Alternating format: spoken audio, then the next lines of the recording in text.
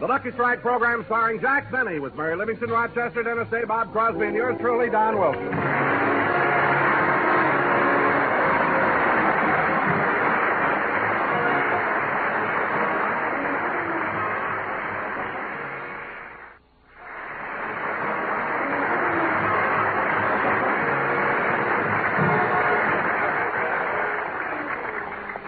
Ladies and gentlemen, tonight Jack Benny does his first television program of the season. But, of course, he also has a radio show to do. So let's go back an hour and visit Jack in his dressing room. He's relaxing before rehearsal. There's no business like show business like no business I know. Da da da da da da da da da da da da da da. See, when Irving Berlin wrote that song, he knew what he was doing all right. There's no business like show business. And I'm sure glad I'm part of it. Gosh, I'll never forget how I first started. I remember when I made up my mind to go into vaudeville. It was the last week in June, and I was 19.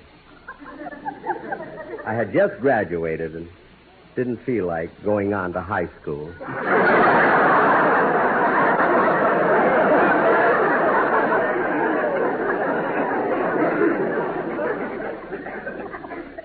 What memories those early vaudeville days bring back.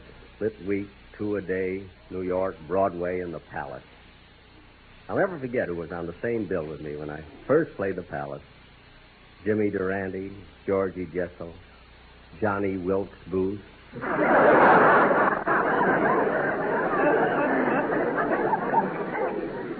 Then vaudeville began to be killed off by a new medium, radio. I wanted to go into radio, but I wouldn't try it until I had a surefire formula and character. Then I hit upon it. I decided to play the character of a tight, miserly skinflint. See, the public gets a million laughs out of my stingy character. And so do I when I count the money I save.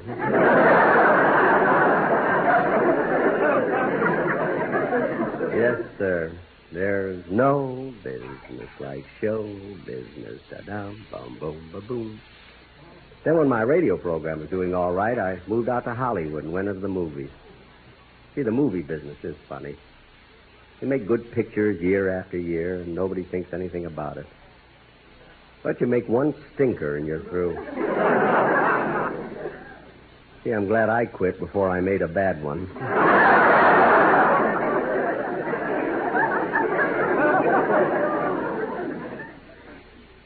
Of course, I take a lot of kidding about the horn blows at midnight, and yet I can honestly say I never heard of more than 10 or 12 people who didn't like it. Come to think of it, I never heard of more than 10 people who went to see it. And yet there were 12 people who didn't like it.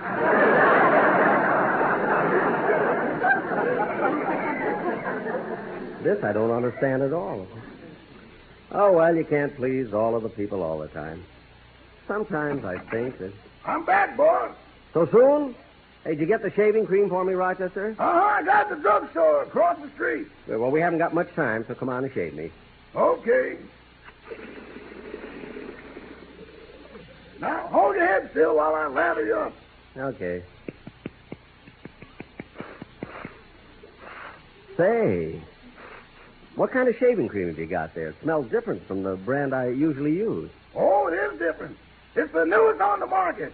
It contains 18% lanolin, 7% antiseptic, 50% soap, 9% chlorophyll, and 16% Smirnoff vodka.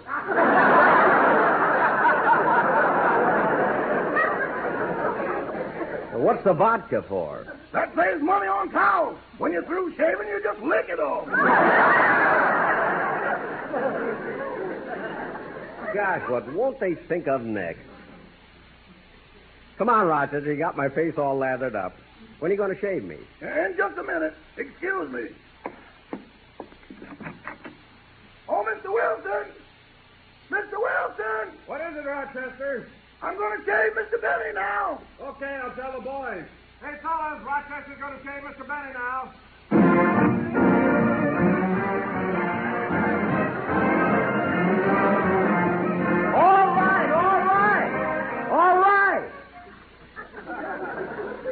since my arranger wrote that tune, he won't let anyone shave without her. How are you doing, Rochester? I'm practically done now. Oh, say, Jack, may I talk to you for a minute? Certainly. What is it, Don? Can we do the dress rehearsal right away? I want to see my dentist before the show goes on the air. Wait a minute, Don. How come you made a dental appointment on the day of the broadcast? It was an emergency. Last night, while I was watching television, my wife gave me a sandwich, and I broke a tooth when I bit into a bone. A chicken bone? No, my wife's arm. She didn't pull it back fast enough.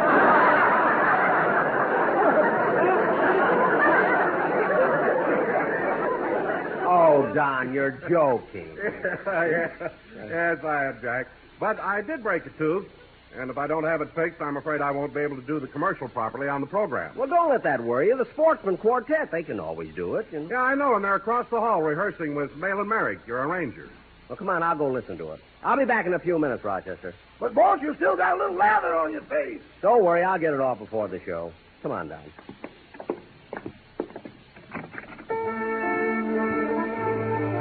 Hold it, fellas. Hold it. Where's my arranger? Oh, Mahlon. Yes, Jack. How are you getting along with the boys in the band? Fine. After all, we're not exactly strangers. I've worked with them for years. I know how to control them. Well, I'm glad someone can control them. The way they carry on drinking and everything. Oh, Jack, I think you're too hard on them. They're not so bad. Oh, they're not. Look at them. Bagby half asleep there on the piano. Rice leaning against his bass fiddle to keep from falling down. And look at Remley. I mean, what kind of an instrument is that he's trying to play? Instrument? That's a stomach pump. Oh, for heaven's sake. Well, Mahlon, the reason I'm here is I'm wondering whether you can prepare a commercial for the Sportsman to do on today's program. Sure, I've got a real catchy tune right here. Hit it, fellas.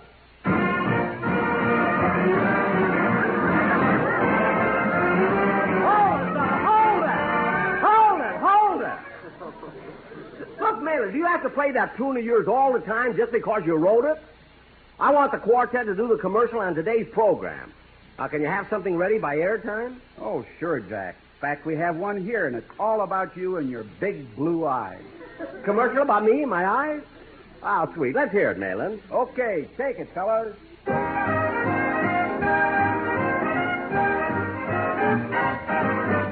Blue eyes smiling at me, nothing but blue eyes do I see. Blue eyes never are sad, never sad. He's 39, but we call him Dad. Never saw a man always so gay, except on the day we get our pay. When he takes a swim, the girlies all screech, 'cause his bloomers reach, they're down to the beach. But you know we've found happiness working with Blue Eyes on CBS.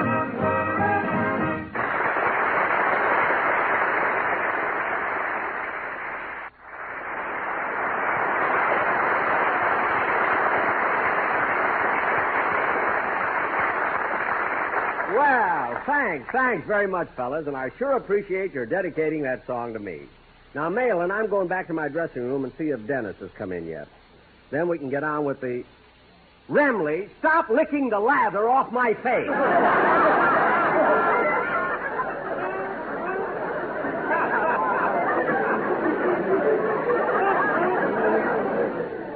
For heaven's sake. Now, wait for me, fellas. There's no business like show business. Da-dum, bum, bum. Back so soon, Mr. Benny? Was Dennis Day here, or did he call? No, sir. I wonder where he could be. I better call up his house and see if he's left yet. Say, Maple, what is it, Gertrude? Mr. Benny's line is flashing. Yeah, I wonder what the Egyptian wants now. I'll plug in and find out. Yes, Mr. Benny. Okay, I'll ring Dennis' house. What's that? Oh, I'm sorry, but I have another date tonight. I know we'll have a hot time, but I just can't. Did he ask you for a date, Gertrude? Not exactly. He wanted me to come over to his house and help him finish the ironing. I better try and get him Dennis Day's house. You know, it's always hard getting back to work after a vacation. Yeah, you said it, Mabel. And, gee, I had such a wonderful time at Catalina. I became an expert skin diver. Skin diving? Isn't that the sport where you put on an oxygen tank and see how far down in the ocean you can go? Yeah, and you also have to put fins on your feet. You needed fins? Well, look who's talking about feet. The girl who gets $20 an hour for crushing grapes.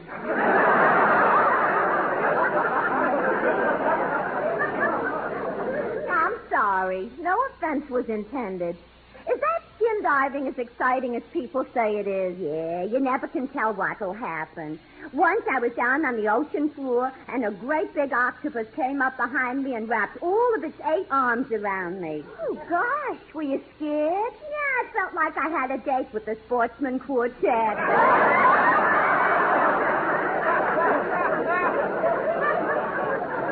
Say, you know, Mabel, Mr. Benny's so impatient. There's no answer at Dennis Day's house, Mr. Benny. What? But, Mr. Benny, I told you before I couldn't come tonight. Huh? I don't care if it is Robert Taylor Shorts. I got a date. See that Gertrude's acting independent lately? Did the operator reach Dennis Day? No, there was no answer at his house. He'll probably show up soon. Say, Rochester, I gave you the night off. If you want to, you can leave now. I changed my mind, boss. I'm not going out. But I thought that you and your friend Roy were going to the movies. Yeah, but now he doesn't want to. He told me he decided to play Penny Ante instead. Well, that doesn't sound very exciting. You ought to see Andy. Oh. Well, anyway, Rochester, if you want to leave, Hello, Mr. Benny. Oh, Dennis. Dennis, I was just trying to get you on the phone. Oh, am I late? Not exactly, but I did want to get the rehearsal started a little earlier than usual. Well, I started out for the studio early, but on the way here I saw some people fighting, and I tried to stop them. I got socked in the eye twice. Well, that's your old fault, Dennis. You shouldn't have tried to stop them from fighting. It was none of your business. Yes, it was. They were my mother and father.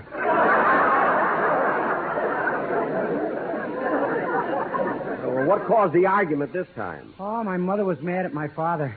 Why, what happened? They moved away again, and my father told me where.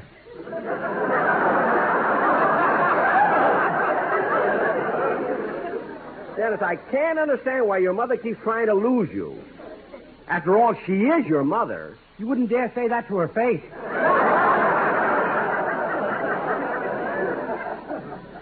No, I guess not. But Dennis, much as I'd like to discuss the pugilistic proclivities of your parents, I think we should get into the studio and start the rehearsal. Okay. Hold it, fellas. Hold it. Yeah, hold it. Now, let's get on with the rehearsal, and we may as well start with the sketch. Oh, what's the sketch we're going to do? Well, we're going to do our version of that spectacular 20th Century Fox CinemaScope production, Garden of Evil, which starred Gary Cooper, Susan Hayward, and Richard Widmark. Now, I will play the Gary Cooper part, which is the leading role. Naturally. Yes, naturally. Yes. Now, Don, let's rehearse it. Set the scene. Okay, a little mood music, please, Mahlon.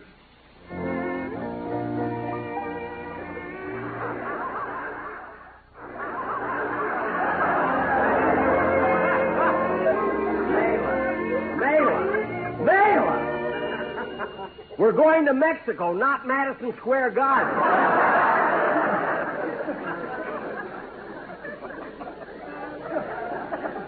Now do what Don Wilson said or he'll bite your arm. Go ahead.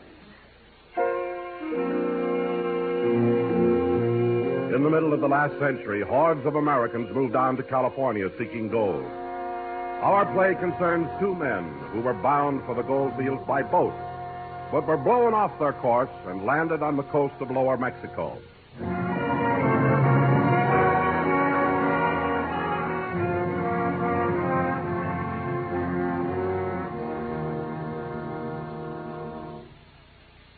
My name is Slim Cooper. Our friend Wilson Whitmark and I landed on the coast of Mexico. And for 2 long, hungry days, we walked searching for signs of civilization. Finally, we came across a sleepy little town called...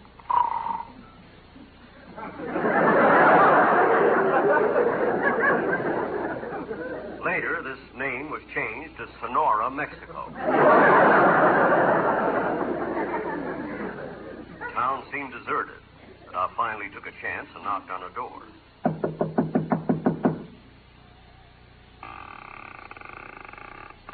Buenos dias, senor. May we come in? Senor, this is a very secret place. Secret? Yes. This is Hernando's hideaway. Oh, tell me, are you Hernando? No, Hernando is the cook here. Cook, hmm? Oh, then this is a restaurant. What do you have to eat? We serve chili con carne, frijoles, tacos, guacamole, tortillas, and matzo ball soup.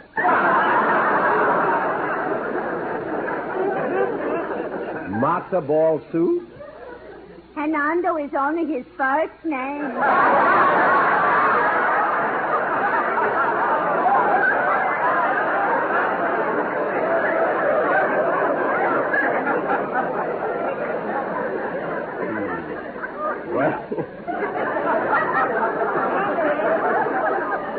Well, we might as well eat here. Come on, Wilson. Right this way to the table. Hey, look at the menu. Hey, they got everything on it. Are you hungry, Wilson? Hungry. I'm so starved I could eat a horse. Don't you get tired of the same thing every day?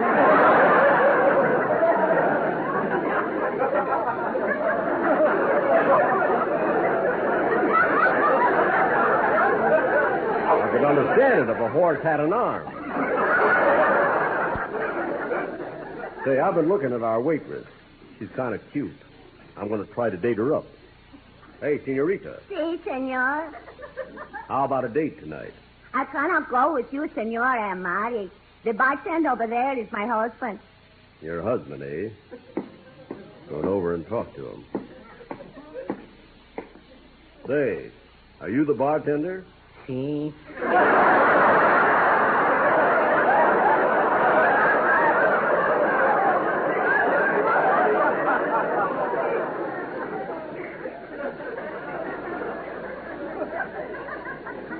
And you're married? Si. That gal over there? Si. What's your name? Sorry.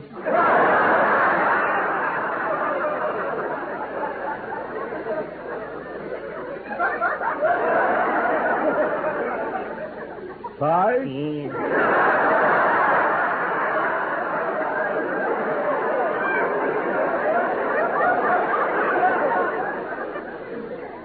Have you any children? Si. Pete? What are the names? Tall, Seed, Sage, Sam, Sal, and Junior. Junior, eh? That must be Cy. Si. Well, what's your wife's name? Sue. Sue? Si.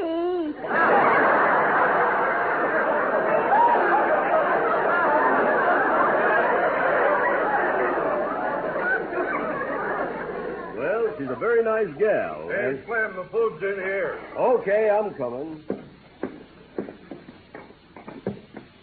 Hey, this food looks good. Yeah, but it needs salt. There ain't none on the table. No salt, eh? Well, I'll get some. Sue, Si. salt. Si. Shy. Si. Dog. Doll. Never mind! We'll eat it without salt. Wilson and I started eating our food in the oppressive heat of the little restaurant, when suddenly the front door opened, and she walked in. She was beautiful, fair of face, and she had a gorgeous figure. She looked like something out of Esquire. About July.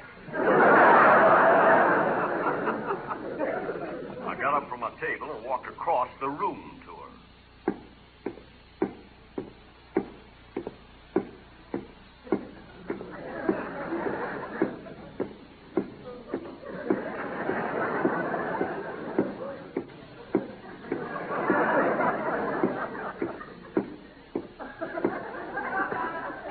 a small room, but this picture was in CinemaScope.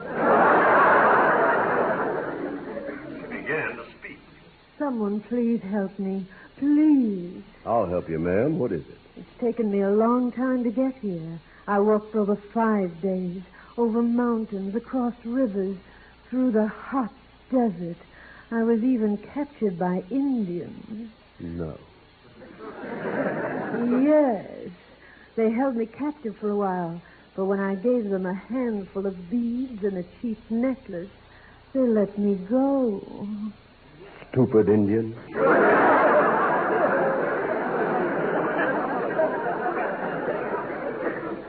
What is it you want? I need a man to go back with me to where I came from. I need help back there urgently. But, miss, that's a dangerous trip. I know. So I'm offering $1,000 in gold to any man who will come with me. Well? Or if you prefer, I'll give you a great big kiss instead. This was a challenge to my manhood. I did what any other red-blooded man would do. We left after I deposited the money in the bank. As we traveled through the dangerous country, she told me the whole story. She and her husband were working a gold mine which collapsed. Her husband was trapped and she couldn't get him out herself. She left him food and water and went looking for help. When we reached the mine, he was still alive. I spoke to him. Gee, partner, I feel sorry for you. You must have gone through a terrible ordeal. It was awful. Terrible. 8 long days and nights being trapped in here alone. I didn't mind the pain from my broken leg so much, but it was the loneliness I couldn't stand. The terrible, frightening loneliness. Day after day, night after night. No one to look at, to talk to. Just being alone. Alone. Alone. And this morning, a big rattlesnake crawled in here. Oh, my goodness. What did you do? I taught him to play gin rummy. Look, take it easy, partner. You're out of your mind. I'll try to dig you out. Not right now. I want to finish this game. Gin. Ouch! Boy, what a sore loser. Hey, the snake bit you. Oh, do something. Do something. No, it's too late. I'm going fast. Darling, kiss me goodbye. Yes, dear.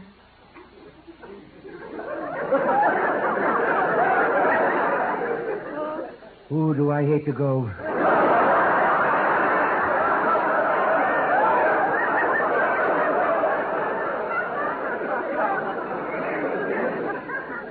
Everything is turning black. Kiss me again. Look, die already! And I had to take the leading role. What a jerk I was. Naturally. A few minutes later, he passed on. It was then that his wife said that she had fallen in love with me, so we got married. What a sneaky way for her to get her $1,000 back. Truly, this was a garden of evil.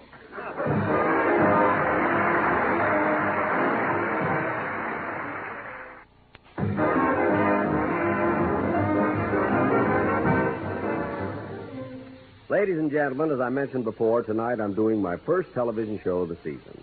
And this year I'll be on TV every other week. And, of course, radio every week. Gee, what hard work.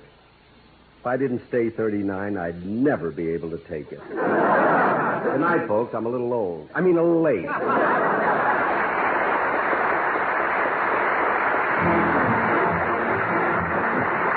Jack Benny Show tonight was written by Milt Josephsberg, John Tackerberry, Al Goldman, Al Gordon, and produced and transcribed by Hilliard Marks.